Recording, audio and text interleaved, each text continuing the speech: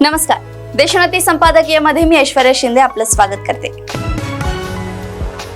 आपल्या राजकीय विरोधकांना विविध प्रकरणात अडकवून त्यांना एकतर शरण येण्यास भाग पाडायचे, नाहीतर तुरुंगात त्यांची रवानगी करायची.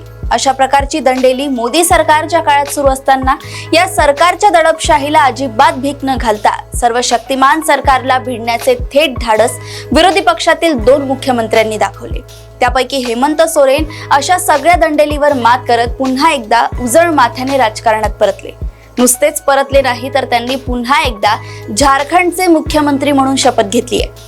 हाती असलेल्या यंत्रणांच्या मदतीने केंद्र सरकार किती टोकाची दडपशाही करू शकते याचे प्रत्यंतर हेमंत सोरेन आणि अरविंद केजरीवाल या 2 मुख्यमंत्र्यांवरील कारवाईच्या माध्यमातून आले आहे. हेमंत सोरेन यांना सक्तवसुली संचालनालयाने अटक करण्यापूर्वीच त्यांनी मुख्यमंत्री पदाचा राजीनामा दिला होता.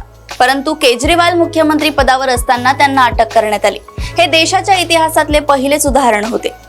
केजरीवाल तर अजूनही तुरुंगात आहेत. सोरेन जामीन मिळून बाहेर आले, परंतु केजरीवाल अद्यापही जामिनासाठी धडपड करत आहे.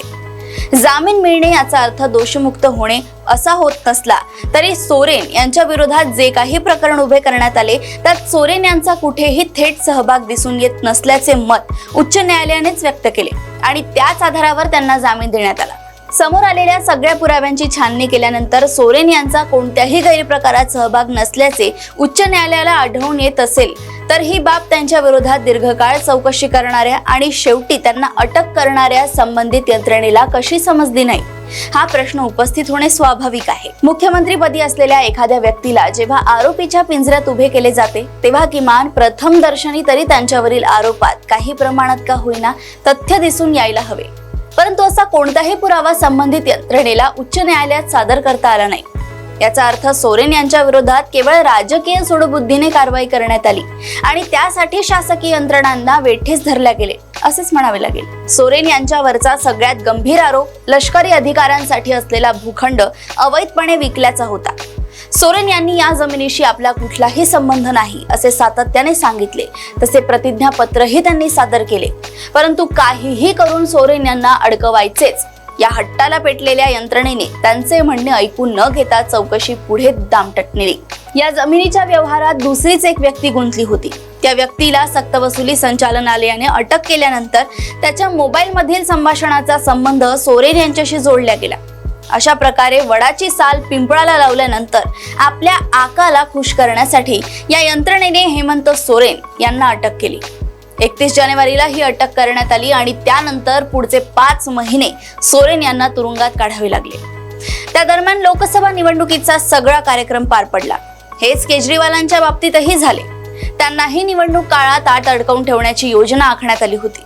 सर्वोच्च न्यायालयाने हस्तक्षेप केल्यामुळे केजरीवाल काही दिवस प्रचार करू शकले. सोरेन यांना तेवढीही संधी मिळाली नाही. हे दोन्ही नेते मुख्यमंत्री पदावर होते. चौकशीसाठी केव्हाही उपलब्ध होऊ शकले असते. त्यांच्या बाबतीत विदेशात पळून जाण्याचा प्रश्नच नव्हता. परंतु त्यानंतरही त्यांना अट्टाहासाने तुरुंगात पाठवण्यात आले.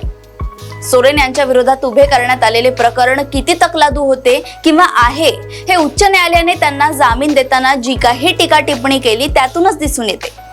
न्यायालयाने या प्रकरणी सोरेन यांचा हात असेल हे सिद्ध होत नाही असे स्पष्ट मत नोंदवतानाच ज्या जमिनीबाबत सोरेन यांच्यावर ठपका ठेवला गेला त्या जमिनीवर इतकी वर्षे वास्तव्य करणाऱ्यांनी इतक्या वर्षात या व्यवहाराबाबत काहीच कसा आवाज उठवला नाही. सोरेन जमिनीवर भोजनगृह बांधू इच्छितात हे सक्तवसुली संचालनालयाच्या अधिकाऱ्यांस आधीच कसे कळले असे अनेक प्रश्न उपस्थित केले ज्यांचे उत्तर तपास यंत्रणांकडे नव्हते. कोणतेही तकलादू प्रकरण उपस्थित करून आपल्या राजकीय प्रतिस्पर्ध्यांचा छळ करण्याचे काम मोदी सरकारने सातत्याने केले. त्या छळाला घाबरून अनेकांनी भाजपमध्ये शरणागती पत्करली. परंतु काही लढवय्ये तसेच खंबीरपणे लढत राहिले आणि शेवटी जिंकले देखील. सोरेन या सगळ्यांचे मुकुटमणी शोभावे असेच आहेत. अशाच राजकीय घडामोडी व अपडेट सोबत पुन्हा भेटूया देशोन्नती संपादकीयमध्ये. बघत रहा देशोन्नती. नमस्कार. ठळक घडामोडींसाठी देशोन्नती न्यूज चॅनलला सबस्क्राईब करा आणि बेल आयकॉन प्रेस करा.